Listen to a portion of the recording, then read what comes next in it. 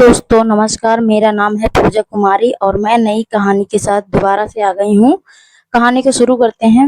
शादी के बाद का खौफनाक रहस्य। मेरी शादी बड़े धूमधाम से हुई थी, हर लड़की की तरह मैंने भी अपने नए जीवन को लेकर हजारों सपने सजाए थे। मुझे लगा था कि शादी के बाद मेरा संसार प्यार, विश्वास और खुशियों से भर जाएगा, लेकिन मुझे क्या पता था कि जिस घर में मैं दुल्हन बनकर कदम रखने जा रही हूँ, वहाँ हर मुस्कान के पीछे एक ऐसा खौफनाक नरक रहस्य छिपा है जो मेरी पूरी जिंदगी बदल देगा। शादी के दिन सब कुछ बिल्कुल सामान्य था, रिश्तेदारों की भीड़, ढोल नगाड़े, हंसी मजाक और रस्में। लेकिन जब पहली रात आई तभी मेरी सास मेरे कमरे में आई। उन्होंने गंभीर आवाज में कहा, बहू, हमारे घर की एक पुरानी परंपरा है, आज रात तुम अपने पति का चेहरा नहीं देखोगी, पहले पूजा होगी, उसके बाद ही तुम अपने पति के दर्शन करने की अनुमति मिलेगी। मुझे यह बात थोड़ी अजीब लगी, लेकिन मैंने इसे घर की परंपरा समझकर मान लिया। रात गहराने लगी। मेरी सास एक कटोरी में दूध और कुछ जड़ी बूटियां लेकर आई। उन्होंने पूरे कमरे में धुआं कर दिया। धुआं की खुशबू कुछ अलग थी। कुछ ही मिनटों में मेरी आंखें भारी होने लगी और मैं गहरी नींद में चली गई। जब ससुर सुबह मेरी आंख खुली तो सूरज निकल चुका था। मैंने सोचा शायद रात में पूजा के बाद मैं गहरी नींद में सो गई थी। मैंने अपने पति से मिलने की बात की तो सास मुस्कुराकर बोली, बेटा, वह काम से बाहर चला गया है। यह सिलसिला हर रात दोहराया जाने लगा। जैसे ही रात होती मेरी सास कमरे में आती, धूप जलाती और कुछ देर बाद मुझे गहरी नींद आ जाती। सुबह उठते तो पति कहीं दिखाई नहीं देता। कभी कहा जाता कि वह खेत गए हैं, कभी शहर, कभी व्यापार के सिलसिले में बाहर। मुझे यह सब अजीब लगने लगा, लेकिन नई बहू होने के कारण मैं ज्यादा सवाल पूछने की हिम्मत नहीं कर पाती थी। घर के बाकी लोग भी इस विषय पर बात करने से बचते थे। समय बीत गया। कुछ महीने बाद मुझे पता चला कि मैं माँ बनने वाली हूँ। यह सुनकर मैं खुद हैरान रह गई। मेरे मन में सबसे बड़ा सवाल यही था कि जब मैंने अपने पति का चेहरा तक नहीं देखा तो यह कैसे संभव हुआ। मैंने अपनी सास से पूछा तो उन्होंने कहा, यह भगवान का आशीर्वाद है, ज्यादा सोचने की जरूरत नहीं है। उनका जवाब सुनकर मेरा डर और बढ़ गया। मुझे लगने लगा कि इस घर में कोई बहुत बड़ा राज छिपा हुआ है। बच्चे के जन्म के बाद भी वही सब चलता रहा। हर रात धूप, वही गहरी नींद और हर सुबह पति ना होने का। मेरा बेटा धीरे धीरे बड़ा होने लगा, लेकिन मैंने आज तक उसके पिता को अपनी आंखों से नहीं देखा था। गांव की औरतें भी मुझे अजीब नजरों से देखती थी। जब मैं पूछती तो वह बात बदल देती। मुझे महसूस होने लगा कि पूरा गांव इस रहस्य को जानता है, बस मैं ही अनजान हूँ। एक दिन मैंने तय कर लिया कि अब सच जानकर ही रहूंगी। रात को जब मेरी सास कमरे में धूप लेकर आई तब मैंने पहले ही अपनी नाक में रुई के छोटे छोटे टुकड़े लगा लिए थे ताकि धुएं का असर मुझ पर ना हो। फिर मैं सोने का नाटक करने लगी। कुछ देर बाद सास ने सोचा कि मैं गहरी नींद में हूँ। उन्होंने धीरे से दरवाजा खोला और बाहर चली गई। मेरा दिल तेजी से धड़कने रहा था। मैं चुपचाप आंखें बंद की पड़ी रही। करीब आधे घंटे बाद कमरे का दरवाजा फिर खुला। किसी के कदमों की आहट सुनाई दी। मैंने धीरे से आंखें खोली। उस सामने एक लंबा, मजबूत और बेहद गंभीर चेहरा वाला आदमी खड़ा था। उसके चेहरे में दर्द साफ दिखाई दे रहा था। उसने मुझे जगागा हुआ देखा तो घबरा गया। मैं चिल्लाई, आप कौन हैं? वह कुछ पल चुप रहा और फिर बोला, मैं भी तुम्हारा पति हूँ। मेरे पैरों तले जमीन खिसक गई। मैं कांपती आवाज में पूछा, अगर आप मेरे पति हो तो मुझसे इतने साल क्यों छिपते रहे? उसकी आंखों में आंसू बहने लगे। उसने बताया कि शादी से कुछ दिन पहले उसका एक भयानक एक्सीडेंट हो गया था। उसके चेहरे पर गहरे निशान पड़ गए थे। उसके डर था कि कहीं मैं उसे देखकर डर न जाऊं, लेकिन असली सच्चाई इससे भी ज्यादा खतरनाक थी। मेरी सास ने लोगों से झूठ बोला कि दिया कि सब कुछ सामान्य है। उन्होंने मुझे बेहोश करके हर रात मेरे पति से मिलवाया ताकि किसी को शक ना हो और परिवार की इज्जत बनी रहे।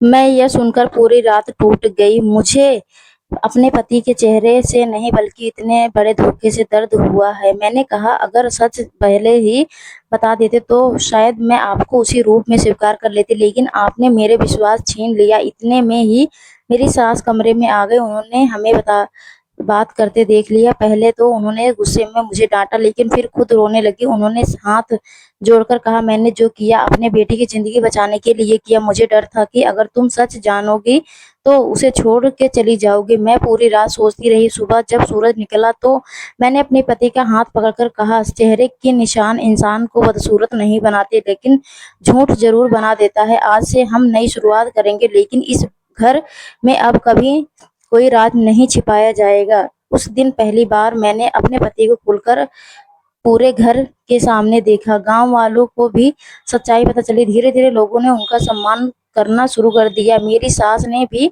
अपनी गलती स्वीकार की। परिवार ने पहली बार सुकून की सांस ली। उस दिन मुझे समझ आया कि जिंदगी में सबसे बड़ा डर किसी के चेहरे से नहीं, बल्कि अब छिपे हुए सच से होता है। अगर रिश्ते की नींव विश्वास पर हो तो हर मुश्किल आसान हो जाती है, लेकिन जब रिश्ते झूठ पर टिके हो तो सबसे सुंदर घर भी डरावनी कैद बन जाता है। यही था मेरी शादी के बाद का वह खौफनाक राज जिसने मुझे हमेशा के लिए बदल दिया है। उस रात के बाद मेरी जिंदगी पूरी तरह बदल गई। मेरे पति ने पहली बार बिना किसी डर के मेरे सामने बैठकर अपने जीवन का हर सच बताया। उन्होंने कहा कि दुर्घटना के बाद सिर्फ उनका चेहरा ही नहीं बदला था, बल्कि उनकी पूरी दुनिया उजड़ गई थी। रिश्तेदार उन्हें आपने कहते थे लगे थे और समाज ने उन्हें दूरी बना ली थी। मेरी सास को डर था कि अगर मैं सच जान जाऊंगी तो शायद उन्हें छोड़कर चली जाऊंगी, लेकिन मुझे अब अपने पति के चेहरे से नहीं, बल्कि उन्हें झूठों से नफरत होने लगी थी, जो इतने साल तक मेरे सामने बोले गए थे। अगले दिन मैंने घर के हर सदस्य को एक साथ बिठाया और साफ शब्दों में कहा कि अब इस घर में कोई भी बात छिपाई नहीं जाएगी। मेरी बात सुनकर सभी चुप थे, लेकिन तभी घर के सबसे बुजुर्ग दादाजी ने एक ऐसी बात बताई जिसने सबको हैरान कर दिया। उन्होंने कहा कि यह सिर्फ मेरे पति का राज नहीं था, बल्कि इस हवेली में छिपे 50 वर्षों से हर नई बहू के साथ यही किया जाता रहा। यह सुनते ही मेरे रोंगटे खड़े हो गए। मैंने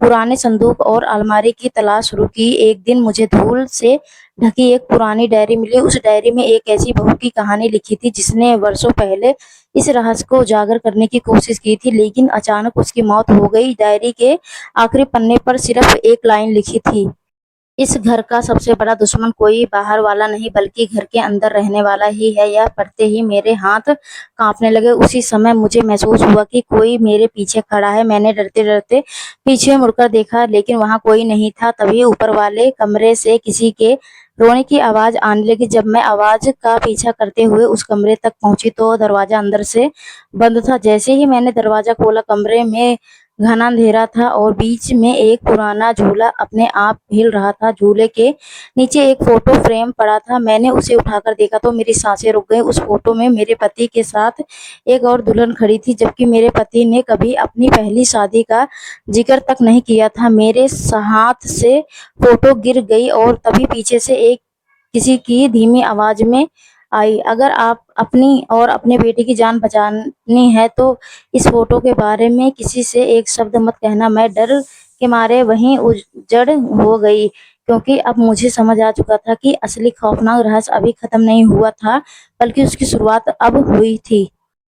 उस अजनबी की आवाज सुनते ही मेरे पूरे शरीर में सिरहन दौड़ गई। मैंने हिम्मत करके पीछे देखा, लेकिन वहां कोई नहीं था। मेरे हाथ में पकड़ी हुई पुरानी तस्वीर अचानक जमीन पे गिर गई और उसका शीशा टूट गया। मैं जैसे ही मैंने तस्वीर उठाई, उसके पीछे एक मुड़ा हुआ खत छिपा हुआ मिला।